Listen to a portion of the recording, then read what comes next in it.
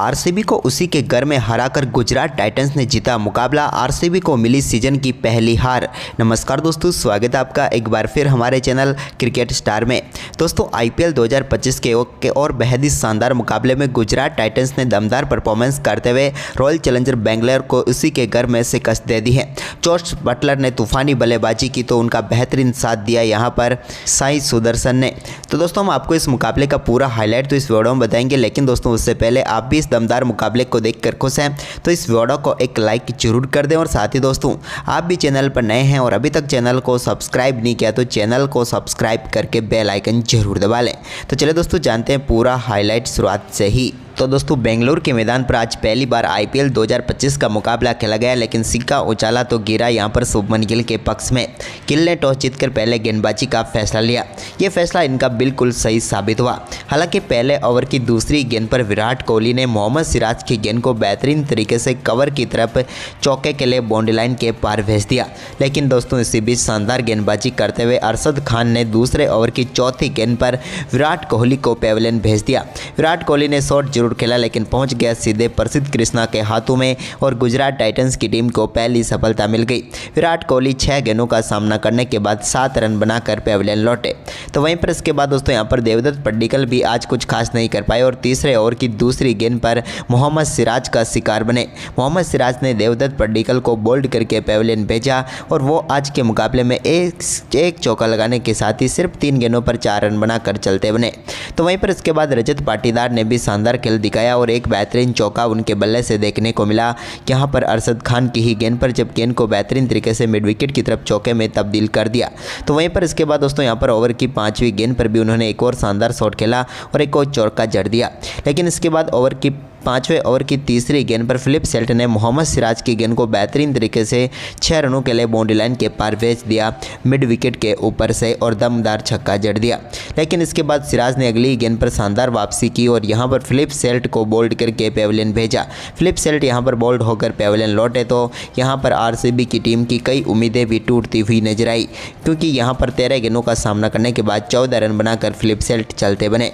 इसके बाद रजत पाटीदार भी अपनी पारी को ज़्यादा लंबी नहीं कर पाए और ईशांत शर्मा ने उनकी पारी को समाप्त किया। रजत पाटीदार एलबीडब्ल्यू आउट होकर पेविलियन लौटे और यहां पर बड़ी सफलता मिल गई एक और गुजरात टाइटंस को, क्योंकि यहां पर आरसीबी के कप्तान 12 गेंदों पर 12 रन बनाकर पेविलियन लौटे।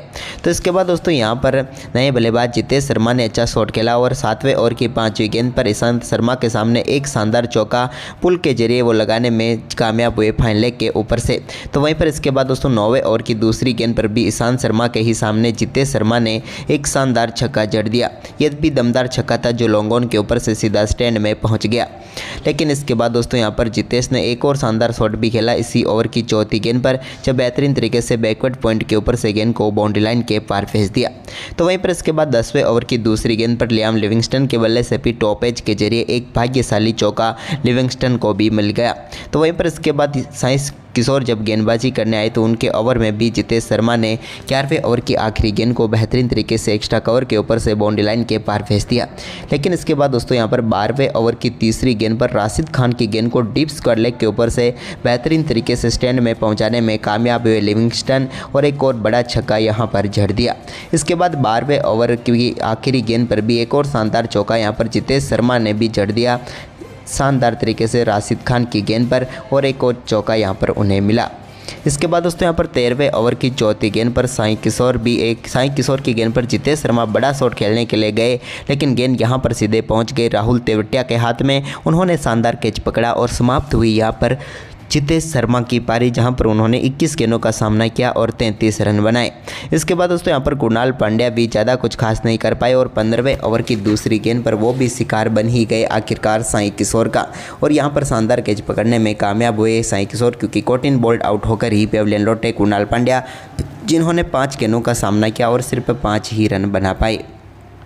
इसके बाद दोस्तों 16वें ओवर की दूसरी गेंद पर लिविंगस्टन ने राशिद खान की एक और गेंद को मिड विकेट के ऊपर से स्टैंड में पहुंचाते हुए एक और दमदार छक्का यहां पर जड़ दिया। तो वहीं पर इसके बाद टिम डेविड ने भी एक शानदार चौका लगाया। हालांकि उनके बल्ले का आउटसाइड एज लगा और गेंद सीधे बाउंड्री लाइन के पार पहुंच गई चौके के लिए। तो इसके बाद 17वें ओवर की तीसरी गेंद पर भी टिम डेविड ने एक और शानदार शॉट खेला और यहाँ पर भी बेहतरीन तरीके से गेंद को चौके के लिए बाउंड्री लाइन के पार भेज दिया।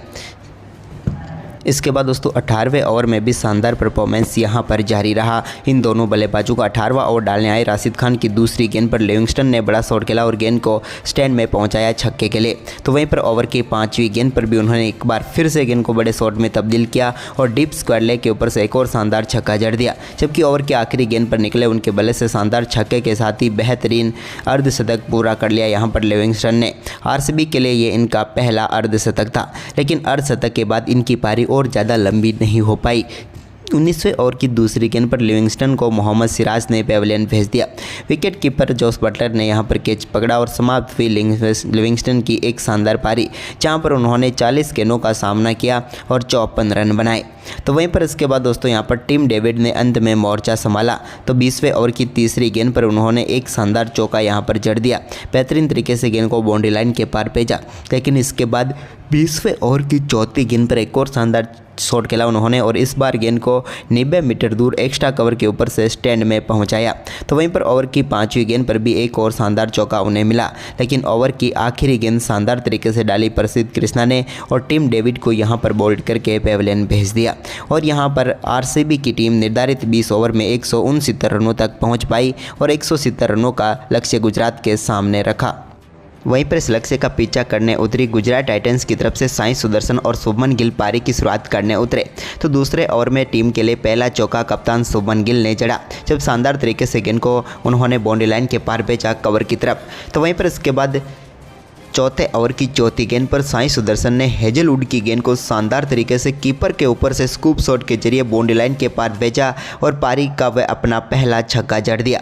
तो वहीं पर इसी ओवर की 5वीं गेंद पर भी सुदर्शन ने एक और शानदार स्ट्रेट ड्राइव शॉट खेला और इस बार गेंद को परफेक्ट ड्राइव के जरिए बाउंड्री लाइन के पार भेज दिया।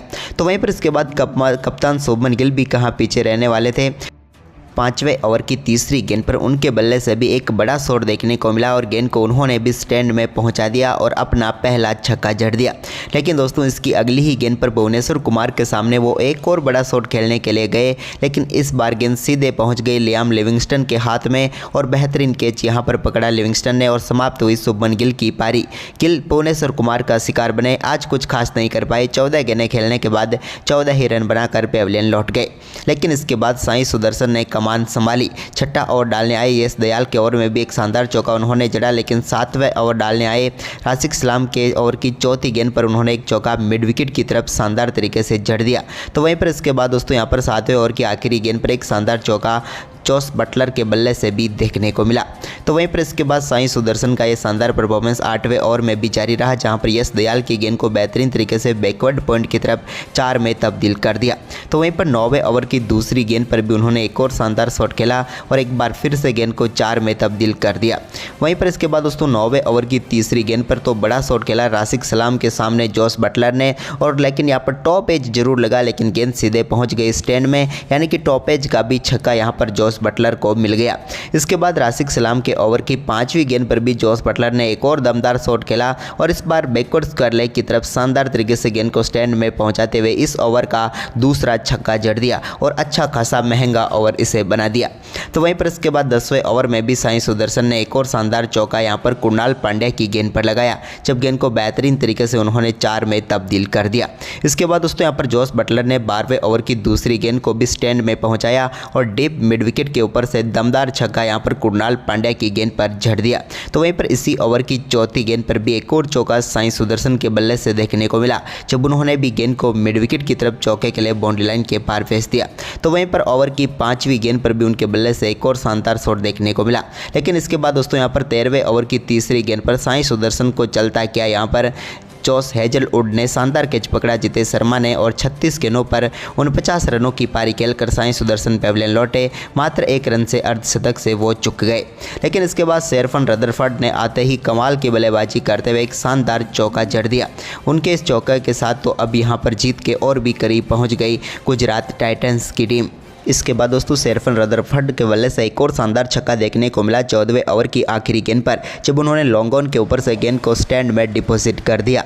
तो वहीं पर इसके बाद दोस्तों यहाँ पर एक और शानदार छक्का जोस बटलर ने लगाया और शानदार छक्के के साथ ही दमदार बल्लेबाजी करते हुए उन्होंने अपना बेहतरीन अर्धशतक पूरा कर दिया।